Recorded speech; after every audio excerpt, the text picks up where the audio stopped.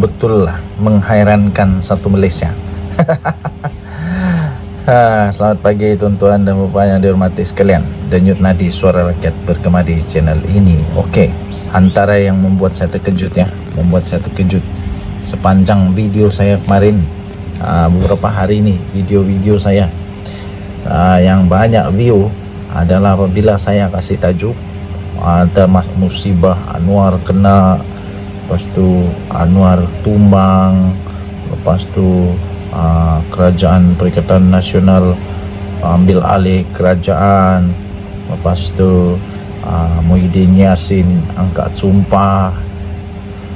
Betul, semua tu mendapat banyak sangat view, seolah-olah memang walaun ni, pembangkang ni memang sangat berharap seolah-olah mereka sangat-sangat berharap dan sedang mengharap, mungkin juga sedang mendoakan supaya betul-betul semua bala malapetaka tu menimpa Perdana Menteri Datuk Seri Anwar Ibrahim. Tapi jangan lupa, dalam ramai-ramai ada otak macam begitu, ramai juga ada otak yang baik-baik, ramai juga yang mendoakan supaya negara kita aman damai, supaya tidak ada persekongkolan, supaya Perdana Menteri dalam keadaan yang baik.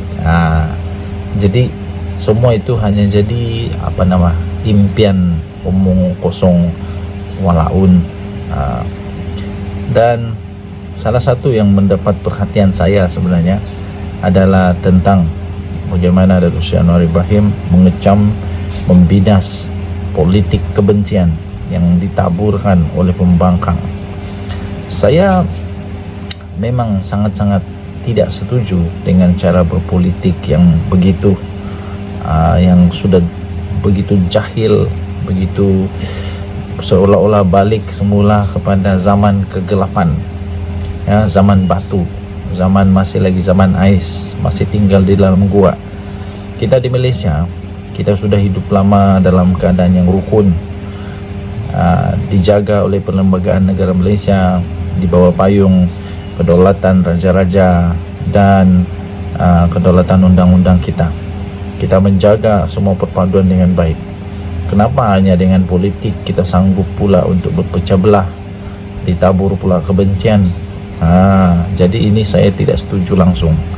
Kalau mau main politik, mainlah yang betul-betul punya politik. Kasih tunjuk apa yang kamu ada, apa yang kamu boleh buat untuk negara, apa yang kamu boleh buat untuk memajukan negara bangsa Malaysia ni.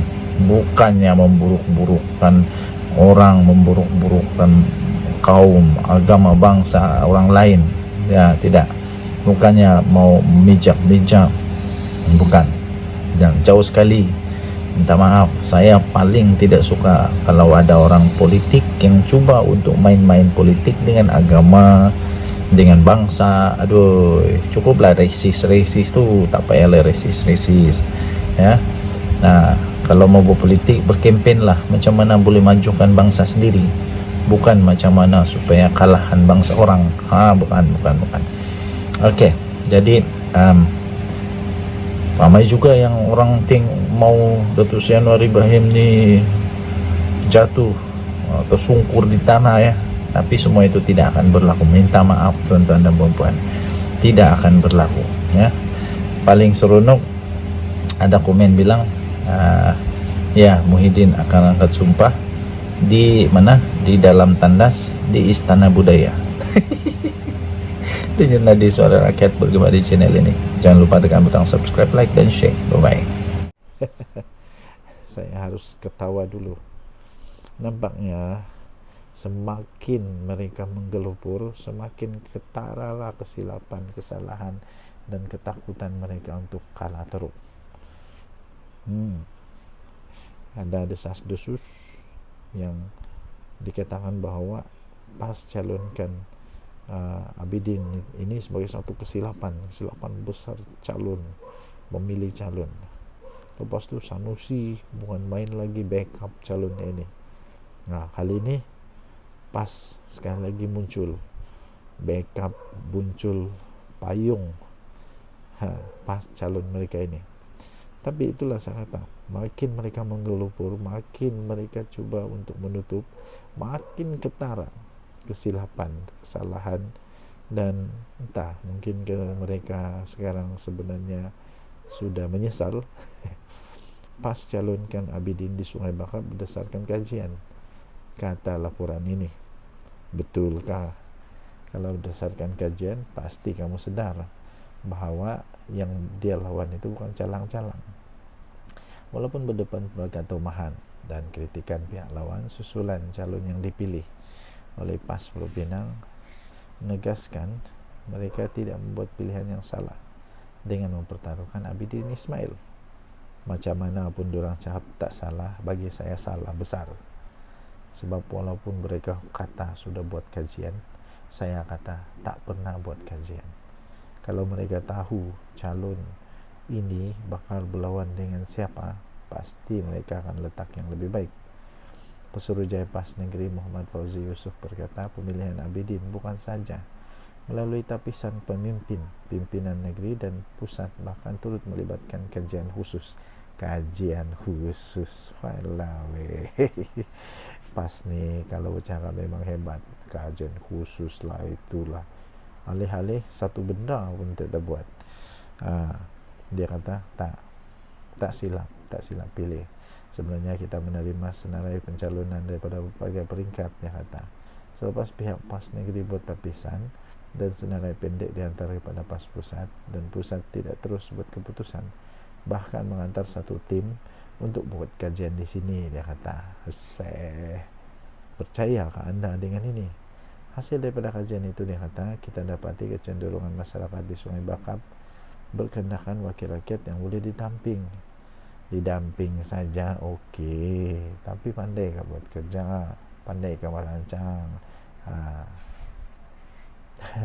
Ini suasana yang ada, dia kata. Sebab itu Abidin calon terbaik yang dipilih berdasarkan pada kajian, bukan kita ambil begitu saja, dia kata.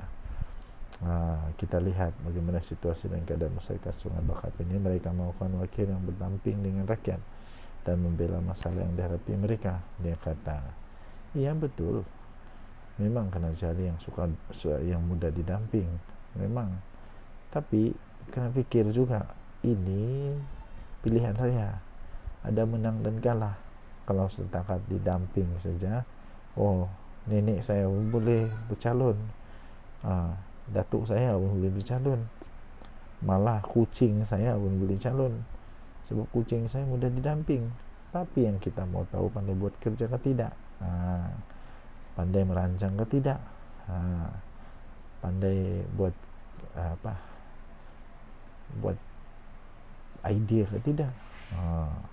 Semua itu bergantung kepada tahap pendidikan. Mau tidak mau, memang tahap pendidikan itu penting. Jadi orang-orang Sungai Bakap, pikirlah panjang-panjang, mau yang didamping, mudah didamping, atau mau yang pandai buat kerja dan mudah didamping.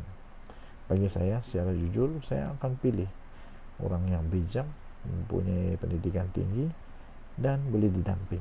Semua itu package. Dan jadi saudara bagaimana channel ini, jangan lupa tekan butang subscribe, like, dan share. Bye bye. Salam sejahtera Malaysia. Nampaknya ada lagi bakal kena. Inilah kehebatan Datuk Seri Anwar Ibrahim dan kerajaan yang ada sekarang. Biarlah orang benci-bencilah, yang penting rasuah mesti dihapuskan. Orang yang memang main rasuah, habislah. Memang terberak-berak lah kali ini, tercirit-cirit lah kali ini. Ada menantu yang tak berani balik lah, ada anak sendiri yang sudah 2 kali kena dakwah di mahkamah lah. Macam-macam. Kali ini rasuah lebuh raya, rasuah projek lebuh raya. Kali ini 2 lagi termasuk datuk telah direman, seorang pengurusi dan pengarah syarikat subkontraktor direman dalam siasatan SPRM berkaitan pembinaan projek lebuh raya di Lembak Lang. 2 individu lagi ditahan reman dalam perkembangan terkini untuk siasatan rasuah, pencegahan rasuah, siasatan Suruhanjaya pencegahan rasuah Malaysia berkaitan pembinaan satu projek lebuh raya bernilai 1 bilion di Lembah Kelang. Menurut sumber, seorang pengurusi dan seorang pengarah untuk satu syarikat subkontraktor ditahan semalam ketika hadir memberi keterangan di Ibu Pejabat SPRM. Katanya pengurusi terbabit yang bergelar Datuk, sudah kaya raya pun masih lagi perlu makan rasuah kah? Aduh. Datuk itu direman 5 hari sehingga 6 Julai. Manakala seorang pengarah syarikat direman 3 hari sehingga 4 Julai. Selepas perintah dikeluarkan oleh Mahkamah Magistrate Putrajaya pada hari ini. Kedua-dua suspek itu disyaki telah memberi rasuah. Memberi bukan menerima. Kedua-dua suspek itu disyaki telah memberi rasuah RM200,000 kepada pegawai-pegawai dalam badan berkanun sebagai balasan bagi mendapatkan kerja projek pembinaan lebuh raya yang sebelum ini dijalankan oleh satu syarikat yang lain, menurut sumber. Mereka juga dipercayai turut memberi rasuah kepada pegawai-pegawai di sebuah syarikat konsesi lebuh raya untuk tujuan yang sama. Pengarah kanan bahagian siasatan SPRM Hishamuddin Hashim ketika dihubungi mengesahkan tangkapan tersebut, dan siasatan itu dijalankan di bawah Section 16(b)(e) Akta SPRM. Dalam pada itu beliau mengesahkan semua suspek yang ditahan reman sebelum ini dilepaskan selepas tamat tempo reman, termasuk Ketua Pegawai Eksekutif CEO Syarikat Konsesi Lebuh Raya pada Isnin dengan jaminan RM150,000. Terdahulu 9 individu termasuk seorang CEO bergelar Datuk dan 2 pengurusan tertinggi Syarikat Konsesi Lebuh Raya ditahan dalam siasatan badan anti rasuah itu. Badan muka kepada yang makan rasuah. Harap-harap lepas ni ramai lagi jerung-jerung yang sudah jadi kaya raya, sudah jadi besar perut kerana makan rasuah ditangkap. Ini perlu dihentikan. Apa komen anda? Adakah anda setuju dengan saya? Akan ramai lagi yang akan ditangkap? Kita tunggu saja nanti. Denyut Nadi Suara Rakyat bergema di channel ini. Jangan lupa untuk tekan butang subscribe, like dan share. Malaysia kita punya, cinta Malaysia pun kita jaga kita. Kita jumpa lagi, bye bye. Salam sejahtera Malaysia. Aduh, ada satu lagi soalan dari saya. Betulkah PAS ni Perikatan Nasional ni bersatu ni, kalau main politik saja mesti timbul politik kebencian. Betulkah diorang suka main begitu? Kenapa suka buat politik kebencian? Kita susah-susah buat perpaduan, senang-senang dengan politik kebencian. Inilah yang telah dikecam, dibidas oleh Perdana Menteri. PM bidas politik kebencian yang dimainkan oleh pembangkang. Perdana Menteri Datuk Seri Anwar Ibrahim berkata beliau tidak terganggu dengan politik kebencian yang sedang dimainkan oleh pembangkang untuk menyerangnya. Malah beliau menyifatkan persekitaran politik negara terlalu menebal dengan kebencian, kerana apa yang dilaksanakan kerajaan ini seringkali saja dijadikan isu politik oleh pihak yang tidak bertanggungjawab. Apa saja mereka tak panggil saya, tidak ambil gaji dihina, benteras rasuah dihina, mengenai BlackRock pun mereka kata saya ejen Yahudi, baik dengan Hamas pun dihina, semua pun mau dihina. Jadi saya pun tidak faham apa diorang buat mau ni sebenarnya. Bagus sangat ke diorang? Suci kah? Lepas tu PM Anwar kata, saya hanya jawab sikit-sikit, tapi seringkali saya tak peduli kerana saya fikir kita punya tugas lebih berat dan ia tidak mudah. Fakta tidak sama sekali dipedulikan, yang dilontarkan hanya kebencian. Apakah ini harus mengganggu kita? Tidak, ia tidak akan ganggu kita. Katanya pagi ini di hadapan 700 orang kaki tangan warga Kementerian Keuangan. Jadi itulah, saya pikir kita harus mencontohi negara-negara yang berpolitik sehat, yang berpolitik dengan keluarkan fakta, dengan keluarkan hujah-hujah yang memang untuk memajukan negara, bukan hujah-hujah politik kebencian.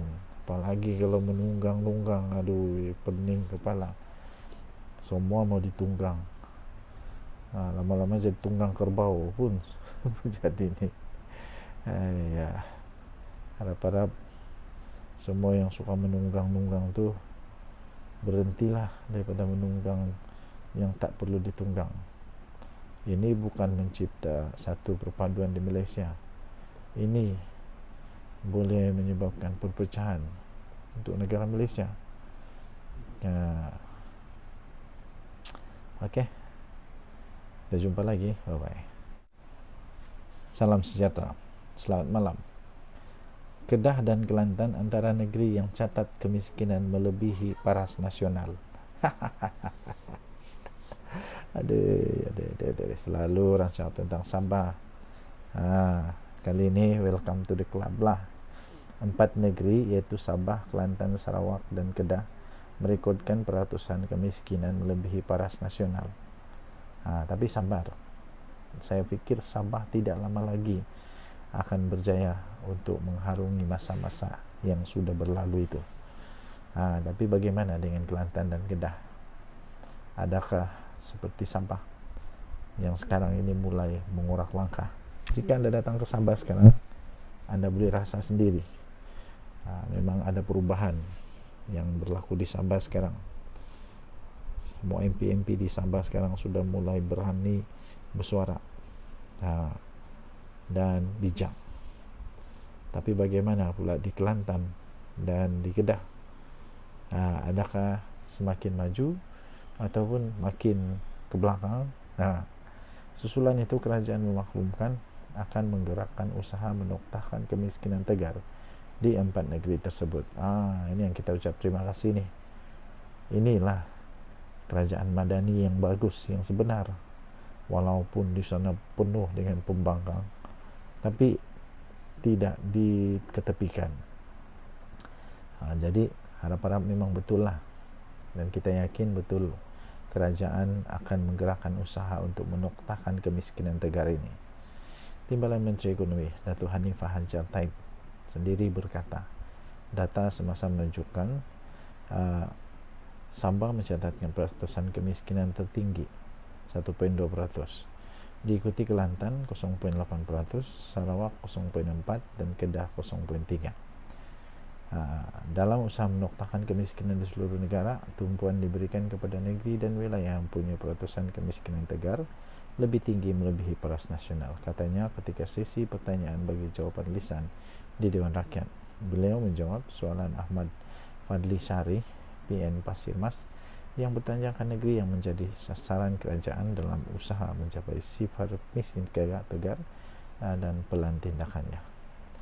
Okey, mengulas lanjut, ahli Parlimen Mukah itu berkata, kerajaan menerusi kerjasama rentas kementerian dan agensi melaksanakan program pembasmian kemiskinan tegar bertujuan meningkatkan peluang pekerjaan dalam kalangan penduduk miskin, seterusnya memperbaiki taraf hidup golongan tersebut. Terima kasihlah kepada kerajaan perpaduan sekarang ini yang memang saya sendiri dapat rasa, saya yakin bahawa akan ada perubahan di negeri, terutamanya negeri Sabah lah, kerana sekarang dasar pembangunan yang diketengahkan oleh Perdana Menteri Datuk Seri Anwar Ibrahim memang sangat hebat, sangat padu, sangat mantap. Inilah yang diharap-harap. Jadi kita terus doakan semoga kerajaan ini akan bertahan sampai semua yang di plan, semua yang dirancang sudah jadi kenyataan. Kita doakanlah semoga semuanya oke-oke saja. Dajjal Nadi Suara Rakyat berkibar di channel ini. Jangan lupa tekan butang subscribe, like, dan share. Kita jumpa lagi. Bye-bye. Penat juga malam ini. Hujan lagi, banjir lagi. Salam sejahtera Malaysia. Dajjal Nadi Suara Rakyat bergema di channel ini. Tuan-tuan dan puan-puan yang dihormati sekalian, ada orang buat spekulasi terbaru dan saya pun ditanyalah apa pendapat saya dengan perkara ini, yaitu kalaulah UMNO keluar daripada kerajaan, Zahid Hamidi kah jadi Perdana Menteri Malaysia yang baru? Wow, saya kata tidak mungkin. Tidak mungkin Zahid Hamidi boleh jadi Perdana Menteri yang baru. Pada pendapat saya, ini pendapat saya saja.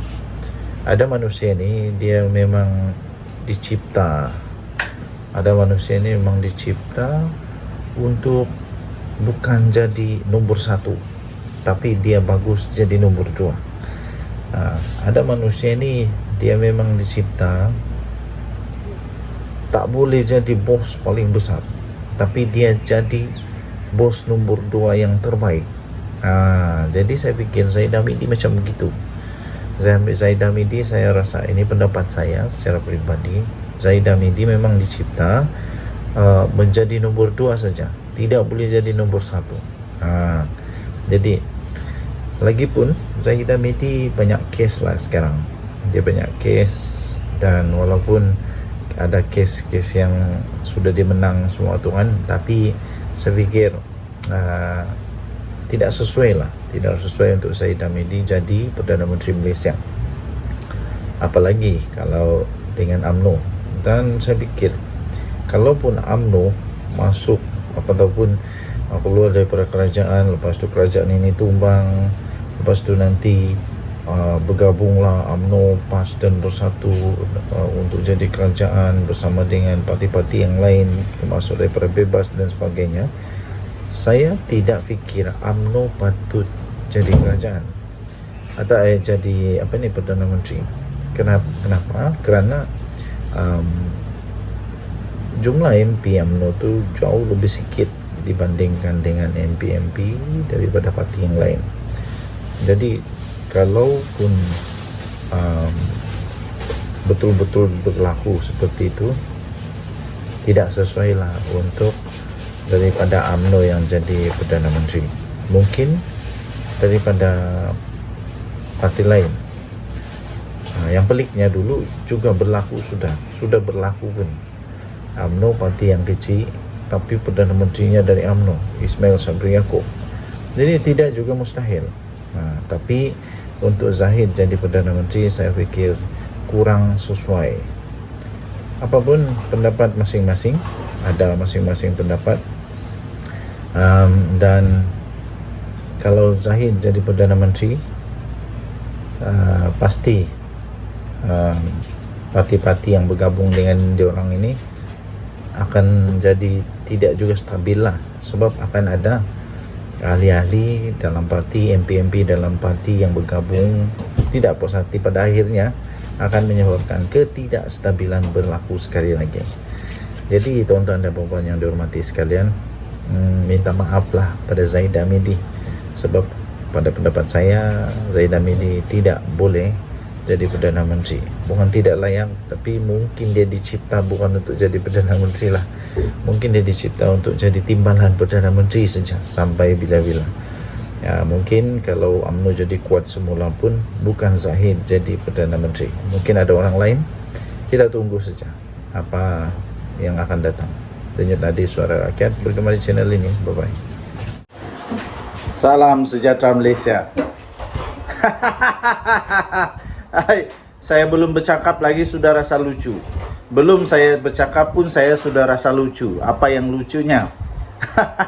Ada dengar kata, tadi saya tonton video Jufazli dengan gelak yang memang lucu betul. Dia kata Perikatan Nasional, ada 11 ahli parlimen daripada Barisan Nasional akan melompat parti ataupun akan menarik sokongan daripada kerajaan selepas PRK Sungai Bakap. Inilah cerita lucu, cerita dongeng, inilah cerita paling tidak masuk akal untuk 1 Julai 2024. Dia kata, saya pun mau gelak juga lah. Entah cerita dari mana, entah ini cerita kedai kopi mana yang dapat ini. Dan entah Tok Kadok, entah mana yang cerita ni, entah mana nenek kebayan yang cerita tentang benda ni. Tidak akan berlaku, tidak mungkin akan berlaku. Yang mungkin berlaku ialah disahkan, mungkin mungkin ada lagi yang sokong PM. Wah, mungkin ada yang letak jawatan daripada Perikatan Nasional. Itu yang mungkin boleh berlaku. Kenapa? Sebab sudah ada anti lompat parti. Jadi kalau mau sokong kerajaan tidak boleh, sudah susah sudah. Jadi satu-satunya cara letak jawatan lah. Letak jawatan. Yang dari dulu Hadi Awang kata PM Anwar akan tumbang bila-bila masa. Tak sampai sudah sekarang bertambah lagi usia Tok Guru Hadi Awang. 1 tahun lagi pun tidak tumbang-tumbang. Adakah nanti 10 tahun dari sekarang baru tumbang kerajaan ini? Tidaklah, tidak akan tumbang. Kalau tumbang pun waktu pilihan raya lah kot. Waktu pilihan raya lah kot. Tidak ada lagi orang yang minat untuk tebuk-tebuk belakang, tebuk-tebuk atap. Tidak ada lagi. Lagipun yang di Pertuan Agong sekarang tidak berminat dengan tebuk atap. Tidak berminat dengan pintu belakang, main belakang, tidak. Agung sekarang, Agung yang tegas. Tidak ada harapan lagi. Untuk Atok Mahathir mau buat lagi plan A, plan B, plan C, plan D, Q. Belum pasti lagi dan tidak akan adalah. Pilihan raya 3 tahun dari sekarang. Waktu itu umur Mahathir 101 tahun. Waktu itu umur Mahathir 101 tahun. Persoalan memanglah manusia masih ada lagi ke Mahathir waktu itu. Kalau dia masih ada pun masih kuat lagi kah untuk berjajah-jajah, menjajah-jajah campaign. Kalau dia jadi MP waktu itu, tahu? Kalau dia jadi ahli parlimen waktu itu, umur dia akan menjadi umur MP paling tua. Masih boleh berjalan? Saya pun tidak tahu. Masih boleh jalan lagi ke tidak. Jadi yang pastinya 11 MP daripada Barisan Nasional yang konon mau sokong Perdana Menteri itu tidak akan jadi. Jangan risau, tidak akan jadi. Kalau ada, kalau berani, nyatakanlah siapa dia orang. Yang pasti tiada. Tiada. Kesian. Bermimpilah di siang-siang hari. Berdoalah banyak-banyak supaya boleh jadi Perdana Menteri di pulau di planet Pluto ataupun di bulan. Buatlah parlimen baru di bulan supaya boleh jadi Perdana Menteri di sana. Denyut nadi suara rakyat bergema di channel ini. Jangan lupa tekan butang subscribe, like dan share.